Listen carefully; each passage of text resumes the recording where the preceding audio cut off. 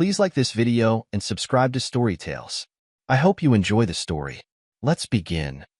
Rain pelted the cemetery grounds, droplets bouncing off the black umbrella Amir Kessler held with a tight grip. His knuckles had turned white, but he barely noticed. The minister's words faded into the background as Amir stared at the polished mahogany coffin suspended above the rectangular void in the earth. Nathan Kessler. Father. Stranger. Dead at 65. Amir hadn't spoken to him in 4 years. Their last conversation had been a terse exchange of accusations about missed opportunities and disappointments. Now, watching the coffin being lowered, Amir felt something hollow carve itself deeper into his chest. The small gathering of mourners, mostly his father's poker buddies and a few neighbors, began to disperse. Several nodded at Amir as they passed, muttering condolences he barely registered. He remained rooted in place while cemetery workers began shoveling wet soil onto the coffin. Mr. Kessler. A funeral director approached, clutching a folder against his chest to shield it from the rain. There are some papers that need your signature. Amir nodded. I'll be right there. When the man retreated, Amir took 3 measured steps toward the grave. He pulled a small stone from his pocket, smooth and flat, one he'd picked up from his father's driveway. He placed it on a mound of fresh dirt, and words came. Not "I'm sorry," or "I miss you," or even "goodbye." Just silence. His phone vibrated in his pocket. A reminder. He had 3 days of bereavement leave approved by Trailforge's HR department. 3 days to process 33 years of complicated history. He pocketed the phone without checking the message and walked away. Back at his downtown apartment, Amir shed his soaked suit and stood under a scalding shower. Steam fogged the glass, obscuring his reflection. He preferred it that way. The water couldn't wash away the strange emptiness he felt, but at least it masked the tears that had refused to come at the cemetery. He wrapped himself in a robe and sat at his desk, opening his laptop automatically. Work had always been his refuge. As Trailforge supply chain operations lead, he'd transformed their logistics systems from regional to global. He'd built optimization algorithms that had saved the company millions. He'd given them everything: weekends, holidays, relationships that withered from neglect. A notification popped up on a screen. Reed Halperin requesting updates on the Singapore shipping corridor rollout. Reed, with his MBA from Wharton and his country club memberships, who'd been promoted above Amir despite having half his technical knowledge. Amir closed the laptop. For once, work could wait. He had 3 days of sanctioned grief. For the next 72 hours, Amir moved through his father's house like a ghost. He sorted through papers, made calls to utilities, and boxed up clothes for donation. Each item he touched raised questions he'd never asked. Who gave his father this fishing trophy? When had he taken up watercolor painting? Why were there photos of Amir's college graduation prominently displayed when he couldn't remember his father attending? On the 3rd night, he found a journal tucked in the nightstand drawer. He opened it to the last entry, dated just 2 weeks before. Tried calling Amir again. Still won't pick up. Can't blame him. Hope someday he'll understand. I did my best. Not enough, but my best. Amir closed the journal and placed it back in a drawer. Some doors were better left shut. The morning air felt crisp against Amir's face as he approached Trailforge's gleaming headquarters. The building, all glass and angles, reflected the surrounding trees, a corporate attempt at environmental harmony that always struck him as performative. Still, it was familiar. It was structure. After 3 days of confronting his past, he welcomed the predictability of work that he swiped his keycard at the main entrance. Red light. Access denied. He tried again. Same result. Excuse me. The security guard approached, clipboard in hand. Are you Amir Kessler? Yes, I am. There seems to be an issue with someone from HR will be down shortly. If you could wait in the lobby. Amir stepped back, confusion settling over him. He checked his phone. No messages from IT about system maintenance. No emails explaining a security update. 10 minutes later, Melissa from HR appeared, her expression tight and professional. Amir, if you'll follow me. What's going on? He asked as they rode the elevator in silence. Reed will explain everything. But Reed wasn't there when they reached Amir's floor. Instead, Melissa guided him to his desk, where a cardboard box sat waiting. "You have 30 minutes to collect your personal belongings," she said, not meeting his eyes. "Company policy requires that I remain present during this process." Amir felt his pulse in his throat. "I don't understand. Is this some kind of mistake? Check your email." Her voice was flat that he logged into his computer and found a message from Reed Halperin. "Amir, effective immediately, your employment with Trailforge has been terminated. Your extended absence during a critical deployment phase has demonstrated that you're not aligned with our company values. We need people who prioritize work and understand the competitive demands of our industry. I will process your final paycheck and explain your options regarding benefits." Reed Halperin, Vice President, Operations. Amir read it twice, then looked up at Melissa. "This is about my bereavement leave? The 3 days HR approved after my father died." She shifted uncomfortably. "I can only say that the decision came from upper management. I want to speak with Reed. He's in meetings all day. Off-site." Of course he was. Amir felt heat rising to his face but forced it down. He wouldn't give them the satisfaction of an outburst. Instead, he methodically unplugged his personal items, a small plant, a spare phone charger, a framed engineering degree, and placed them in the box. Colleagues watched from the corners of their eyes, pretending to work while stealing glances at his quiet disgrace. For years of 60-hour weeks, canceled vacations, and middle-of-the-night problem-solving, erased with a single email, A.S. Melissa escorted him back to the lobby. Amir spotted Reed through the glass walls of a conference room, gesturing animatedly to a group of executives. Not off-site after all, just avoiding confrontation. Their eyes met briefly. Reed's expression didn't change, no remorse, no acknowledgement, just a calculated blankness before he turned back to his presentation. Outside, Amir set the box in his car trunk. Rain began to fall again, soaking through his shirt. He didn't rush to get out of it. The cold drops against his skin were the only thing that felt real. That night, he sat in his darkened apartment, scrolling through job listings, preparing to update his resume. But each time he started typing, Reed's words echoed. "We need people who prioritize work." Amir had prioritized nothing but work for years.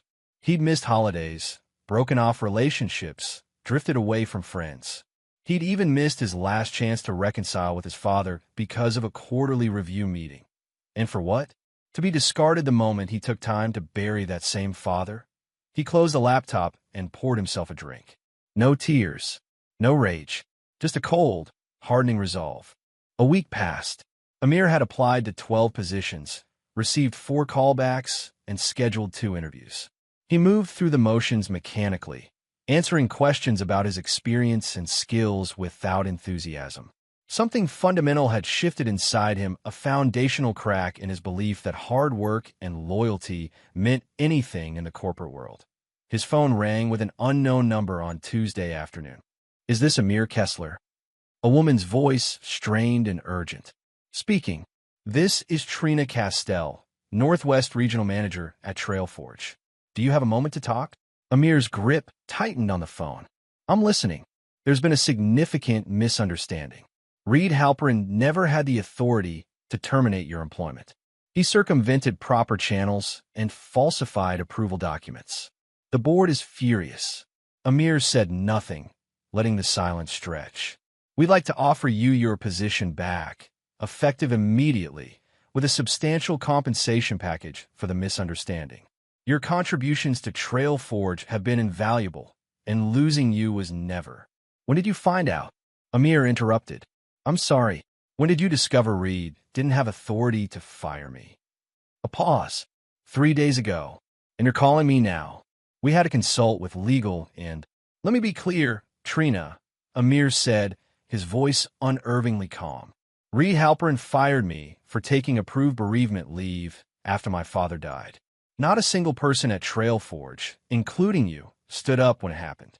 Now you've spent 3 days calculating the minimum amount required to make this problem go away. That's not fair, Amir. Corporate procedures take time. I'm not coming back. Please reconsider. Your team needs you." The Singapore corridor.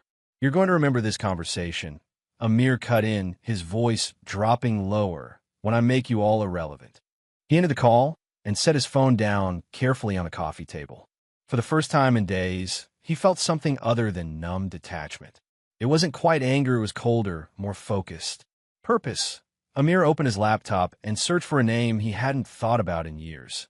Vincent Lore. The bar was dimly lit, with exposed brick walls and the subtle aroma of hops hanging in the air. Amir spotted Vincent immediately slouched in a corner booth, beard fuller than in their college days, but with the same intense eyes that had made him both a formidable rival and a reluctant ally during their engineering program. Kessler. Vincent didn't stand as Amir approached. Didn't expect to hear from you. Thought you were too busy saving the world, one shipping container at a time. Amir slid into the booth. Things change. Trailforge finally realized you were too good for them. Vincent took a swig of his beer. Other way around. Amir signaled for the bartender. How's the security consulting business? Boring as hell. Rich companies paying me to tell them their systems are garbage, then ignoring half my recommendations. Vincent leaned forward. But you didn't track me down after 8 years to discuss my career frustrations. The bartender brought Amir's drink, and he waited until she was out of earshot before continuing. I want to build something new, something that will change logistics from the ground up. Vincent's eyebrow raised. And you need my help because you're the best systems architect I know, and you hate corporate bureaucracy as much as I do. A smile crept across Vincent's face. You must be desperate if you're coming to me. Last I recall, you said my coding style was an offense to computer science. It still is. But it works. Amir took a drink. I need someone who thinks differently than I do. What exactly are you proposing? Amir pulled out his tablet and slid it across the table. On it was a rough diagram, nodes and connections mapping out a decentralized logistics platform. Trailforge and companies like it rely on middlemen, bureaucracy, and information hoarding, Amir explained. I want to create a system that connects independent carriers, warehouses, and customers, directly cutting out the bloat. Vincent studied the diagram, his finger tracing the connections. An AI-driven model that adapts to real-time conditions. Exactly. No need for 20 vice presidents to approve every route change. This would decimate companies like Trailforge. That's the idea. Vincent looked up, studying Amir's face. This isn't just about disrupting an industry. This is personal. Amir didn't deny it. Does that matter if the concept is sound? Vincent pushed the tablet back toward Amir. It matters to me. I don't want to be collateral damage in your revenge fantasy. It's not fantasy. It's evolution. Amir leaned forward. Big logistics is vulnerable. They're dinosaurs with expensive infrastructure and outdated thinking. The right meteor could change everything. And you want to be that meteor. I want us to be. Vincent was quiet for a moment, then drained his beer. What would you call it? This meteor of yours. Threadline. A single thread that connects everything, cutting through the noise. Vincent seemed to weigh the name, testing it against whatever internal metric he used. Finally, he nodded. I'm in. But on one condition. I get full system architecture control. You handle business development. I build the bones. No compromise. Amir extended his hand. Deal. As they shook, something electric passed between them, the recognition of a shared purpose forged from different motives. Vincent's desire to prove his genius and Amir's cold determination to rewrite his own story, converging into something potentially revolutionary. They spent the next 3 hours sketching ideas on napkins and arguing over implementation details. By closing time, the skeleton of Threadline had begun to take shape. Not just a logistics app, but a complete ecosystem that would reward efficiency and punish waste. Walking to his car afterward, Amir felt his phone vibrate. Another call from Trailforge, this time from the CEO's office. He declined it without breaking stride. The converted warehouse space in southeast Portland smelled of fresh paint and new beginnings. Sunlight streamed through the industrial windows, illuminating dust motes that danced above the cluster of desks Amir had arranged in the center of the room. It's not exactly Google, Amir said as he led Lorna Bechtel through the space. But it's ours. Lorna surveyed the room, her critical designer's eye taking everything in. At 39, she carried herself with the confidence of someone who'd seen the industry's worst and survived it. The disgrace that had ended her career at a major tech firm, speaking out against unethical data collection practices, had only sharpened her resolve. "I don't need ping-pong tables and free kombucha," she said. "I need the freedom to design something honest." That's exactly what Threadline is about. Amir brought her to a workstation. Transparency at every level. She set down her portfolio and withdrew several sketches. "I've been thinking about your user flow problems. The issue isn't complexity, it's visibility." For the next hour, she walked him through her vision of the interface, simple enough for a truck driver to navigate on a small screen at a gas station, but powerful enough for a logistics manager to orchestrate multiple shipments across continents. "This is brilliant," Amir said when she finished. "When can you start?" "I have one question first." Her eyes met his directly. "I know about what happened at Trailforge. I have friends there. Are you building this to help independent operators or to destroy your old company?" Amir didn't hesitate. "Both." "Does that bother you?" "No." A small smile crossed her face. "I just wanted to hear you say it out loud." "I'll start tomorrow." With Lorna on board, the team began to take shape. Vincent built the system architecture from his home office, emerging only for weekly meetings where he'd argue passionately about database structures and API endpoints, then disappear again into his digital cave point 2 weeks later. Amir found himself at a union rally outside a distribution center, listening to a charismatic young man address a crowd of warehouse workers. "They say automation is coming for our jobs," Dion Keys shouted into a megaphone. "But the truth is, they're coming for our dignity first. We're not against technology, we're against technology that treats humans like disposable parts." The crowd erupted in cheers. Amir waited until the rally dispersed before approaching. "That was impressive," he said, extending his hand. "Amir Kessler." Dion studied him warily. "You're not management. They don't wear jeans this nice." Amir laughed. "No, I'm not. I'm building something new, and I need someone who understands what happens on loading docks and warehouse floors. Someone workers trust." "Why me?" "Because you just got fired for organizing, and instead of backing down, you're still out here fighting. That's the kind of commitment I need." Over coffee, Amir explained Threadline's vision, how it would allow independent workers to compete with corporate giants, how it would prioritize fair wages and humane scheduling. "Sounds too good to be true," Dion said skeptically. "It will be hard," Amir admitted. "We're taking on entrenched powers. But if we succeed, we change the rules forever." Dion stirred his coffee thoughtfully. "My people will need guarantees. Real protections. Write them into the code of conduct yourself. I'll sign whatever you draft." That night, Amir updated the whiteboard in their office with a new name. Dion Keys, Community Advocate. AS weeks turned into months. Threadline evolved from concept to prototype. They worked punishing hours, fueled by a shared vision and, in Amir's case, by the cold ember of vindication that glowed whenever he remembered Reed's dismissive email. The first version of the app successfully connected 3 independent truckers with a small warehouse in Vancouver, Washington. The second version added real-time route optimization. By version 3, they had a fully functional platform ready for beta testing. "We should celebrate," Lorna suggested after they'd successfully completed their first multi-state shipment coordination. "We've earned at least one night off." Amir glanced at the progress board. "Not yet. We're still vulnerable." He didn't say what they all knew. Trailforge was watching. And waiting, the call came on a Tuesday morning. Their prospective investor, a venture capital firm that had shown significant interest, was abruptly withdrawing. "I don't understand," Amir said, pacing the conference room. "Last week they were ready to sign. What changed?" Vincent looked up from his laptop. "Someone got to them." Lorna nodded grimly. "It's not just them. 2 of our beta testers backed out this morning." No explanation.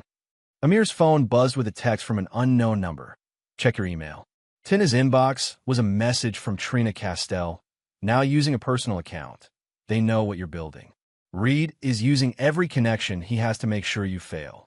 Be careful. This is the only warning I can give." Amir showed the others. "How much damage can they do?" Dion asked. "A lot," Vincent muttered. "Logistics is an old boys network.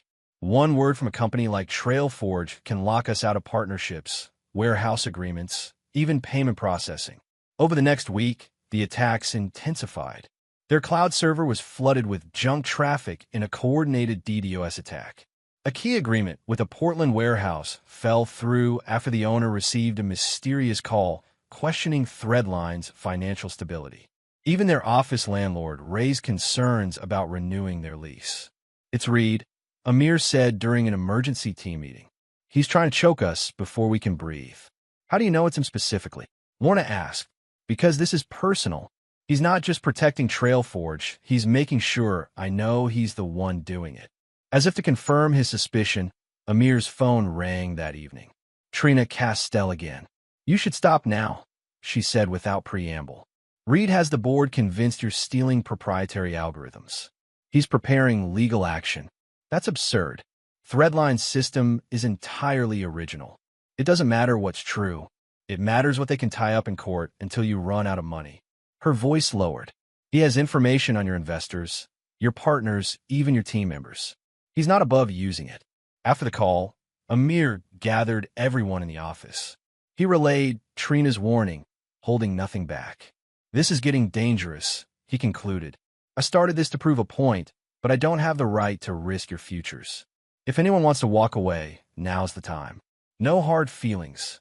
Silence filled the room. Then Lorna stood up, gathering her things. "Where are you going?" Amir asked, heart sinking. "To call my cousin at TechCrunch. If Reed wants to play dirty, let's make sure everyone knows it." She paused at the door. "Unless you'd rather I stay and update the user interface for version 4? A thin smile crossed Amir's face. Both would be appreciated. But the pressure continued to mount. Vincent started drinking more heavily during their late-night coding sessions, his temper flaring over minor issues. Dion received a letter from Trailforge's lawyers threatening a lawsuit over alleged contract violations from his union organizing days. "They're picking us off one by one," Vincent growled, slamming his laptop shut after another potential partner backed out. "At this rate, we'll be bankrupt in a month." Amir stood by the window, watching rain streak the glass. "I need to think." He left without another word, driving east toward the Columbia River Gorge. His father's cabin in Estacada stood isolated among the pines, untouched since he'd cleaned it out after the funeral. He parked in the gravel driveway and sat in silence, listening to rain patter on the car roof. Inside, the cabin smelled of dust and absence. Amir moved through the rooms like a ghost, touching nothing, seeing everything. His father's fishing rod still leaned in the corner. His reading glasses still rested on a stack of books. For 2 days, Amir barely ate or slept. He sat on the porch, watching mist rise from the forest floor, letting his mind empty of everything except the fundamental problem. Reed had access to traditional power structures that Threadline didn't. The answer came on the second night, as he stared into the darkness. They didn't need traditional structures. They needed to build new ones. When Amir returned to Portland, he found the office in disarray. Vincent sat slumped at his desk, eyes bloodshot, unshaven. Lorna was frantically trying to recover data from a corrupted backup. Dion was on the phone, attempting to reassure a nervous partner. "Where the hell have you been?" Vincent demanded, his words slightly slurred. "Everything's falling apart. I had to work something out." Amir set his bag down and moved to the whiteboard. "Gather round. I have a new approach. Unless it involves a miracle, I'm not interested," Vincent muttered, but he wheeled his chair over. When everyone was seated, Amir began to sketch out his plan, a decentralized token model that would allow users to invest directly in Threadline's growth. No venture capital, no traditional investors, direct community ownership. "Is this legal?" Lorna asked, studying the diagram. "I spent yesterday with a blockchain attorney. It's complicated but legitimate." Amir circled a section of his drawing. "We bypassed the gatekeepers completely." Vincent leaned forward, suddenly alert despite his hangover. "You're talking about a public utility model for logistics. That's actually brilliant." "It's risky," Dion cautioned. "Most of these token projects fail. Most don't solve a real problem." Amir countered. "We do, and we have something else they don't, a villain." He pulled up an email on his tablet. It was a draft press release titled, "Fired for a Funeral. One Man's Revenge on Trailforge." "You want to go public with what happened?" Lorna asked. "Not us. An anonymous source will leak it to Logistics Week." Amir looked around the room. Trailforge tactics only work in the dark. In the light, they're bullies picking on the underdog. Americans hate bullies. "This makes it even more personal," Dion warned. "Reed will come after you with everything he has." "Good." Amir's voice hardened. "Let him show the world exactly who he is." The team spent the next day refining the strategy. By evening, they had a clear path forward, a technical white paper for their token model, a streamlined beta version of the app focused on independent operators, and a carefully crafted narrative that positioned Threadline as the future of ethical logistics. As they were wrapping up, Vincent pulled Amir aside. "I need to apologize," he said quietly. "I almost bailed yesterday. The pressure, it got to me." "We all have breaking points," Amir replied. "What matters is what you do afterward." Vincent nodded, something like respect flickering in his eyes. "What about you? Do you have a breaking point?" Amir thought about the question. "Already broke. At my father's funeral. When Reed fired me. That's the thing about breaking, sometimes you come back stronger." The story broke the following week. "Fired for a Funeral" became the top article on Logistics Week, then spread to larger tech publications.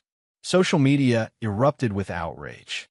Former Trailforge employees came forward with similar stories of toxic management and arbitrary dismissals. Reed attempted damage control, issuing a statement about personnel matters being complex and commitment to work-life balance. It only fueled the fire. Within days, Threadline's token presale was oversubscribed. Independent truckers, warehouse operators, and logistics coordinators weren't just buying and they were evangelizing. Each new attack from Trailforge's legal team only strengthened the narrative of David versus Goliath. "We've hit 10,000 users," Lorna announced, updating the tracking board. "Growth is exponential." Amir nodded, scanning the latest metrics. Threadline's beta was showing remarkable adoption rates among independent logistics operators.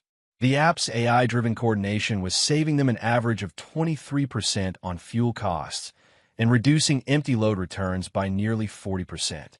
"Support requests are manageable," Dion added. "Most users are figuring out the interface on their own," which speaks to Lorna's design. Vincent emerged from his coding den, looking energized for the first time in weeks. "The backend is holding. We can scale to 50,000 users without significant infrastructure changes." This was the moment Amir had envisioned during those solitary days at his father's cabin. Threadline, gaining momentum not through venture funding or corporate partnerships, but through genuine utility. Every shipment coordinated through their platform was one less for traditional logistics companies. Trailforge was feeling the pressure. Their legal threats had evolved into actual lawsuits, but the claims were increasingly desperate and transparent. Meanwhile, their stock had dropped 15% as investors questioned their ability to compete with more agile competitors. "Reed's making his move," Lorna said one morning, passing her tablet to Amir. On it was an announcement from Trailforge. They were launching their own mobile logistics coordination app, Trail Connect, promising revolutionary improvements to the supply chain process. "They're rushing something out to counter us," Vincent observed, reading over Amir's shoulder. "That's dangerous coding practice. How fast can they build something like this?" Dion asked. "They can't," Amir said, setting down the tablet. "Not properly. They're a hardware and infrastructure company trying to do software innovation. It's not in their DNA." 3 weeks later, Trailforge launched Trail Connect with considerable fanfare, a splashy event at their headquarters, press releases in major publications, and a direct marketing campaign to their existing clients. The Threadline team gathered around Lorna's monitor, watching the live stream of the launch. Reed Halperin stood on stage, impeccably dressed as always, gesturing to a giant screen displaying the Trail Connect interface, which bore a suspicious resemblance to Threadline's design. "They copied our UI," Lorna muttered. "Badly. They didn't understand why it works," Amir noted. "Look at the information hierarchy. They prioritize corporate branding over user functionality." The demonstration proceeded smoothly until Reed attempted to show a live shipment coordination. The app froze. He tapped the screen several times, forcing a smile as technicians hurried to help. After an awkward minute, they switched to a pre-recorded simulation. Instead, Vincent snorted. Amateur hour. Reports began trickling in by evening. Trail Connect was crashing regularly. Its route optimization was sending trucks on nonsensical detours. Worse, it was failing to properly update inventory systems, causing shipments to be lost in digital limbo. .by morning, Trailforge stock had dropped another 8%. Hashtag TrailFail was trending on social media. They'll pull it and try again, Dion predicted. No, they won't, Amir said. Reed can't admit failure. He'll double down. Amir was right. Rather than withdrawing the app, Trailforge issued an update that attempted to fix the critical bugs. It introduced new ones instead, including a catastrophic error that accidentally exposed client pricing data to competitors. This is better than I could have hoped for, Vincent said, watching the fallout unfold. They're imploding. Amir didn't join in the celebration. It's not enough, he said quietly. They'll recover. Trailforge is too established to be brought down by one failed app launch. What more do you want? Lorna asked. We're winning. Amir closed his laptop. I want what Reed took from me. Peace of mind. The knowledge that actions have consequences. You're starting to worry me, Amir, Dion said. This isn't just business anymore. It never was. 6 months after Threadline's launch, the logistics landscape had shifted dramatically. Their user base had grown to over 50,000 independent operators. Major retailers were beginning to integrate with their API, attracted by the cost savings and efficiency. Trailforge, meanwhile, was struggling to recover from the Trail Connect disaster, which had exposed deeper problems in their organization. Southeast region is officially Threadline dominant, Dion announced during their weekly metrics review. Pacific Northwest crossed the threshold last month. We're making inroads in the Midwest. Vincent pulled up a map showing Threadline shipments in real time, a web of golden threads spanning the country, denser in some regions than others, but growing everywhere. California next, Lorna suggested. Texas, Amir corrected. Less regulation, more independent operators. California will follow once we have critical mass. A notification popped up on Amir's screen, a news alert about Trailforge. He clicked it open and read aloud. Trailforge announces restructuring amid growing competition. CEO cites evolving market conditions as reason for layoffs. How many jobs? Dion asked. 800. Amir scrolled through the article. Mostly middle management. Reed's cleaning house, Vincent observed. Trying to streamline before the board loses patience. Amir closed the article, his expression unreadable.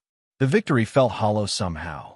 800 people losing their livelihoods hadn't been part of his vision for justice. Later that evening, as the office emptied, Amir received an unexpected visitor. The receptionist buzzed him. There's a woman here to see you. Says her name is Priya Esteban from Tech Dynamics. Priya was younger than Amir expected, early 30s, with sharp eyes and a recorder already in hand. Thanks for seeing me without an appointment, Mr. Kessler. I'm working on a feature about innovation and logistics, and Threadline is the story everyone's talking about. Happy to help. Amir gestured to a chair. Though we generally coordinate press through our media team, this isn't exactly a standard interview. She sat down, setting her recorder on the desk. I've been investigating Trailforge for the past month. Specifically, their HR practices under Reed Halperin's leadership. Amir's interest sharpened. What have you found? A pattern. She pulled out a tablet and passed it to him. 17 employees terminated after taking approved leave, medical, bereavement, family care.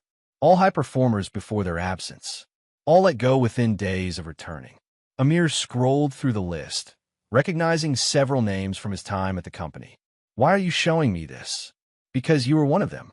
And because I have a source inside Trailforge who claims Reed Halperin manipulated performance reviews, fabricated policy violations, and pressured HR to approve terminations that violated company policy and possibly state law. Who's your source? Priya smiled. I can't reveal that, but they provided documentation. Emails, altered performance reviews, backdated warnings, concrete evidence of systematic abuse. What do you need from me? Your story. On the record. You're not just another terminated employee anymore. You build a competitor that's eating Trailforge's lunch. Your perspective adds weight. Amir considered the request. Going public would make the conflict with Reed explicitly personal, potentially undermining Threadline's broader mission. But staying silent meant others might suffer the same injustice. I'll give you the interview, he decided. But the focus should be on the pattern, not my individual case. This isn't about me versus Reed. It's about abusive corporate practices that need to stop. When the article published the following week, it sent shockwaves through the industry. The Trailforge Purge, how one executive's toxic leadership created its strongest competitor, became the most shared business story of the month. Former employees emerged with additional accounts of mistreatment. Current employees began updating their resumes en masse. The Trailforge board called an emergency meeting. By evening, they had announced Reed's suspension pending internal investigation. Trina Castell resigned the same day, citing personal reasons. The stock plummeted. Class action lawsuits materialized overnight. Clients began exploring alternatives, many finding their way to Threadline. You did it, Vincent said, dropping a newspaper on Amir's desk. Trailforge is in free fall. Amir studied the headline. Trailforge crisis deepens as clients flee. We did it, he corrected, looking around at the team they'd built. All of us. But that night, alone in his apartment, Amir felt strangely disconnected from victory. He stood at his window, watching rain streak the glass, and realized that destroying what Reed had built wasn't enough. The true vindication would come in building something better, something that would last long after Trailforge was forgotten. He picked up his phone and dialed Vincent. It's late. Vincent answered groggily. I need you to help me rebuild the core routing algorithm, Amir said without preamble. I've been thinking about how to incorporate sustainability metrics into the efficiency calculations. A pause, then a chuckle. You know, most people would be celebrating right now. This is how I celebrate. The Tech Dynamics expose was just the beginning. As Threadline continued its meteoric rise, the full extent of Trailforge's internal dysfunction became public knowledge. Priya Esteban's follow-up investigations revealed a culture of fear and retaliation that extended far beyond Reed Halperin's direct influence. Amir watched it unfold with grim satisfaction, but his focus remained on Threadline's expansion. They had moved to larger offices downtown, hired 30 additional developers, and were preparing to launch in international markets. Toronto and Vancouver rollouts are ahead of schedule, Lorna reported during their leadership meeting. European regulatory compliance is proceeding slower than expected, but we should be operational in London and Amsterdam by quarter's end. Amir nodded, making notes on his tablet. What about the sustainability metrics? Integration is at 90%, Vincent replied. Early data shows users are actually selecting greener routes when the cost difference is minimal. It's working better than projected. Their conversation was interrupted by Dion, who burst into the conference room, looking uncharacteristically agitated. You all need to see this. He activated the wall screen, bringing up a live news broadcast. A young woman in a Trailforge HR uniform stood outside the company headquarters, surrounded by reporters. Could no longer remain silent, she was saying. The documents I'm releasing today prove that Reed Halperin and several senior executives deliberately targeted employees who used their legally protected leave. They created a scoring system to identify flight risks based on family status, health conditions, and personal emergencies. Who is she? Lorna asked. Jamie Winters, Amir said quietly. She processed my termination paperwork. The whistleblower continued. I've provided federal investigators with evidence that Mr. Halperin falsified board approvals for at least 23 terminations and manipulated performance data to create pretexts for dismissal. The broadcast cut to a panel of legal experts discussing the potential ramifications. Words like criminal liability and pattern of discrimination flashed across the cheering. This is beyond what we knew, Dion said, turning to Amir. Did you have any idea it was this systematic? Amir shook his head slowly. I knew Reed was vindictive, but this... He gestured at the screen. This is pathological. The story dominated business news for days. Trailforge board placed 3 additional executives on leave and hired an external firm to conduct a comprehensive audit. Their stock price, already weakened, went into free fall. Priya Esteban contacted Amir for comment, but he declined, saying only that the focus should remain on the affected employees and accountability for those responsible. Privately, though, he felt a complex mix of emotions. Vindication, certainly, but also a hollowness, the realization that what had happened to him wasn't personal after all. He'd been just another number in Reed's calculated purge, another efficiency to be gained by discarding perceived liabilities. That evening, Amir received an unexpected email from Jamie Winters. Mr. Kessler, you don't know me, but I handled your HR paperwork when Mr. Halpern terminated your employment. I want you to know that I objected to your dismissal at the time, but was overruled and threatened with termination myself if I escalated my concerns. What you've built with Threadline inspired me to finally speak up. You show that there's a better way to do business, one that values people as more than disposable assets. Thank you for that example. Jamie Winters Amir read the email twice, then closed his laptop without replying. What could he say? That his motivation had been revenge, not righteousness? That Threadline's ethical stance had evolved from his desire to destroy rather than create. The truth was more complicated than either narrative allowed. Threadline had begun as an instrument of vengeance, but had grown into something authentic, a platform that genuinely improved the working lives of thousands. Perhaps that was justice enough that Trailforge's unraveling accelerated with each passing week. The board fired Reed, and the CFO, after the external audit confirmed the whistleblower's allegations. Trina's resignation was followed by an exodus of mid-level managers eager to distance themselves from a scandal. Clients began terminating contracts, unwilling to associate with a company now synonymous with toxic leadership. Amir tracked developments with methodical detachment, monitoring Trailforge's stock price and market share as they plummeted. Their quarterly earnings call was a disaster, massive revenue drops, ballooning legal costs, and no clear recovery strategy. They've laid off another 300 employees, Vincent reported one morning. Development team this time. They're going into survival mode. Will they file for bankruptcy? Lorna asked. Not yet, Amir said. They still have valuable physical assets, warehouses, distribution centers, delivery fleets. Someone will buy them for parts, if nothing else. Dion looked troubled. Those are real people losing their jobs, Amir. People who had nothing to do with Reed's decisions. I know. Amir's voice softened slightly. That's why we're implementing the transition program.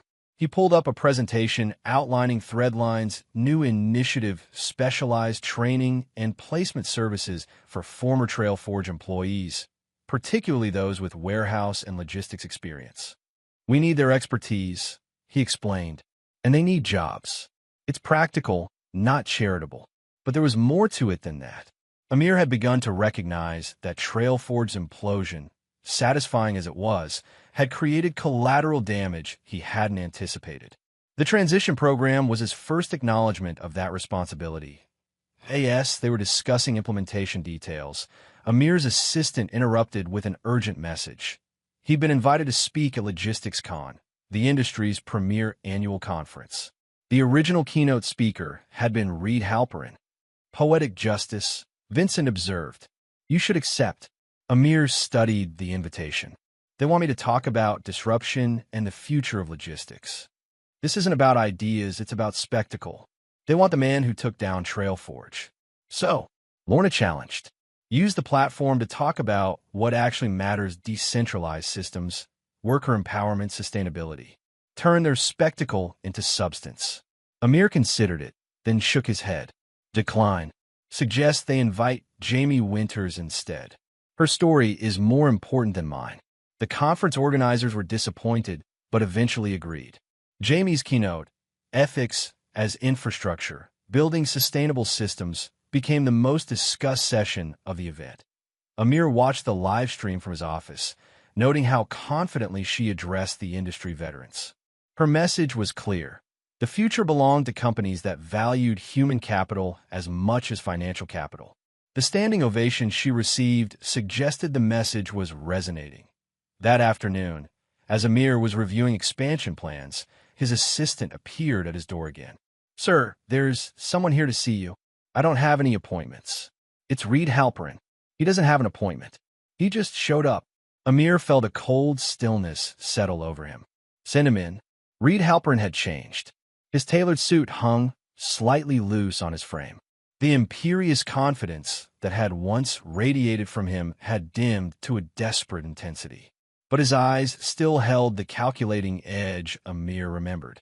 "Amir." Reed remained standing just inside the doorway. "Thank you for seeing me. What do you want?"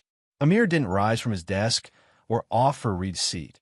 Reed glanced around the office at the views of downtown Portland, the sleek furnishings, the wall display showing Threadline's global operations in real time. "Nice setup. You've done well for yourself. Again, what do you want?" Reed stepped further into the room. "I want to talk. Man to man. No lawyers. No press. No posturing. About ending this." Reed gestured vaguely. "You've made your point. You've won. Trail Forge is finished." "I'm finished. Isn't that enough?" Amir studied him, noting the slight tremor in his hands, the shadows under his eyes. "I didn't destroy Trail Forge, Reed. You did. I just built something better. Come on, Amir." A hint of the old condescension crept into Reed's voice. "We both know this was about revenge. I made a mistake with your termination. I admit that. But this systematic dismantling of a company I spent 15 years building, that's disproportionate." "Disproportionate?" Amir's voice remained calm, but something dangerous flickered in his eyes. "You fired me for taking bereavement leave after my father died. You didn't even have the courage to do it to my face. Then you tried to blackball me in the industry. Business is tough. People get fired every day. This wasn't business. This was cruelty masked as business necessity. And you didn't just do it to me. You did it to dozens of others." Reed sank into a chair uninvited. "Look, I made mistakes. I crossed lines I shouldn't have crossed. But I'm paying for it now.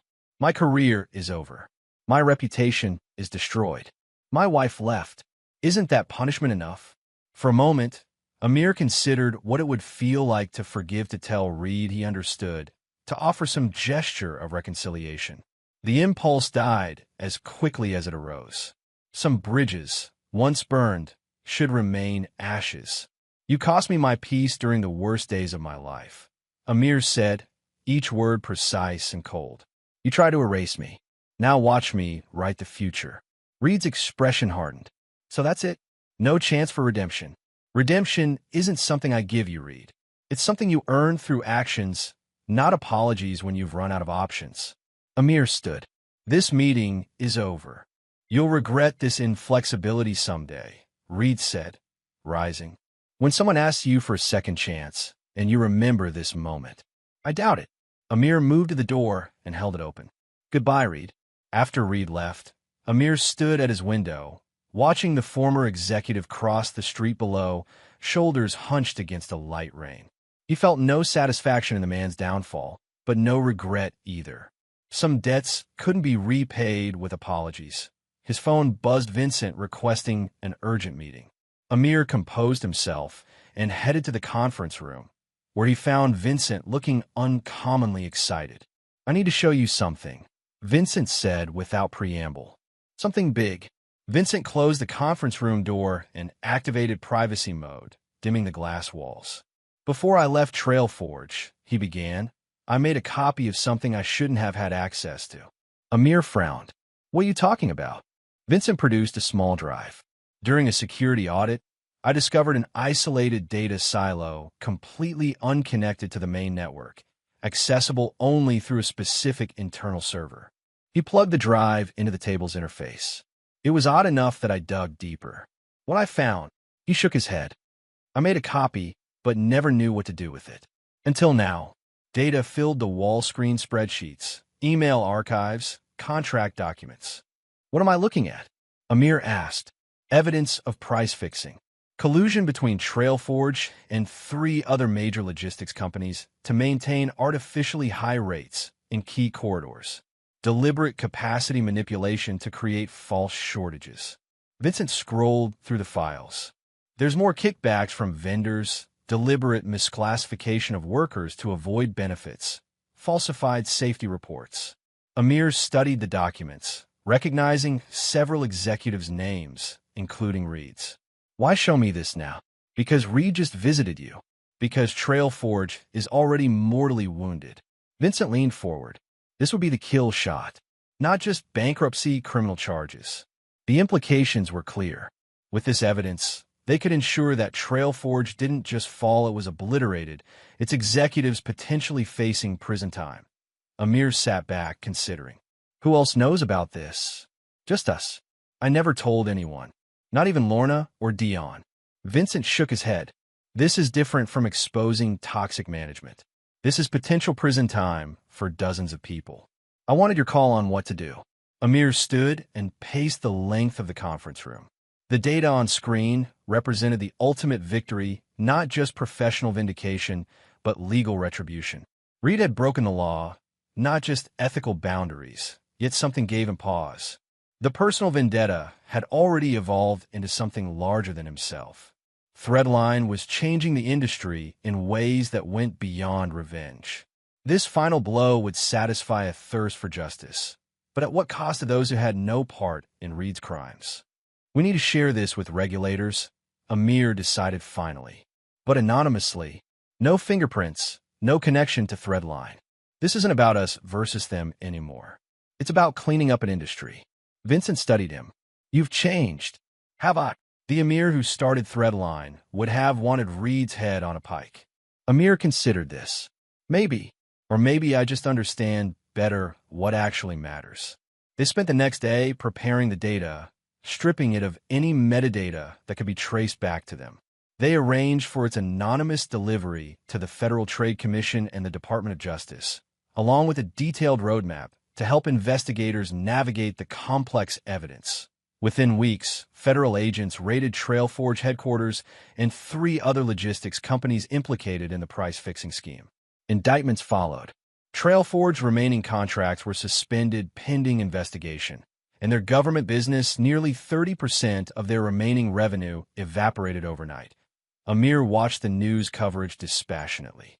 The company he'd once given everything to was effectively finished. Reed and several other executives faced years of litigation and possible incarceration. Justice had been served, albeit in a form he hadn't initially envisioned. In the end, it wasn't personal vengeance that had destroyed Trailforge, but the consequences of its own corrupt foundation. There was a certain symmetry to that which satisfied Amir more deeply than any direct retribution could have. 1 year after Threadline's launch, Amir stood in the lobby of what had once been Trailforge's Portland headquarters. The building had been sold in bankruptcy proceedings, and Threadline, now valued at over $1 billion, had acquired it for their expanding operations. Workers were removing the last traces of the Trailforge logo from the facade, replacing it with a simple golden thread woven through a stylized labyrinth. The symbolism wasn't subtle, but Amir found it fitting nonetheless. Quite a moment, Lorna said, joining him. From fired employee to owner of the building in 18 months. That might be a record. The building is just a building, Amir replied. It's what happens inside that matters. And much was happening. Threadline had grown to over 400 employees, many of them former Trailforge workers. Their platform now coordinated logistics across North America and was expanding into Europe and Asia. More importantly, they had established new standard for the industry: transparent pricing, fair labor practices, and environmental sustainability metrics built directly into their routing algorithms. The mural team is ready when you are, Dion called from across the lobby. Amir nodded and followed him outside, where artists were preparing to transform the blank exterior wall into Threadline's first public art installation. The design was a community collaboration, a golden thread weaving through representations of city streets, rural highways, ports, and warehouses, connecting them all in a harmonious flow. Why a mural? A local reporter asked Amir as the artists began their work. Most tech companies would just put up a logo. Because logistics isn't about abstract technology, Amir explained. It's about physical places and real people. Everything we build should reflect that reality. In the months that followed, Threadline continued its meteoric rise. Industry publications that had once praised Trailforge's innovation now held Amir's company as the new standard. Competitors rushed to adopt similar models, particularly the sustainability metrics that had proven surprisingly popular with both carriers and customers. Vincent, whose initial motivation had been largely financial, found himself increasingly invested in Threadline's vision. "We're actually changing things," he observed during one late-night coding session. "Not just making money, but restructuring how an entire industry operates." "That was always the plan," Amir replied, though they both knew it hadn't been, not at first. What had begun as an instrument of revenge had evolved into something neither of them had fully envisioned. As Threadline's influence grew, so did the demands on Amir's time. He was invited to speak at industry conferences, consult on municipal transportation planning, even testify before Congress on supply chain resilience. He declined most invitations, preferring to remain focused on building rather than talking. When reporters asked about Trailforge's collapse, he offered no comments on Reed's legal troubles or the company's bankruptcy. The victory, such as it was, required no commentary. The results spoke for themselves that on a rainy Thursday morning, exactly 2 years after his father's funeral, Amir returned to the cemetery alone. He parked in the same spot, walked the same path, and stood before the simple headstone bearing his father's name.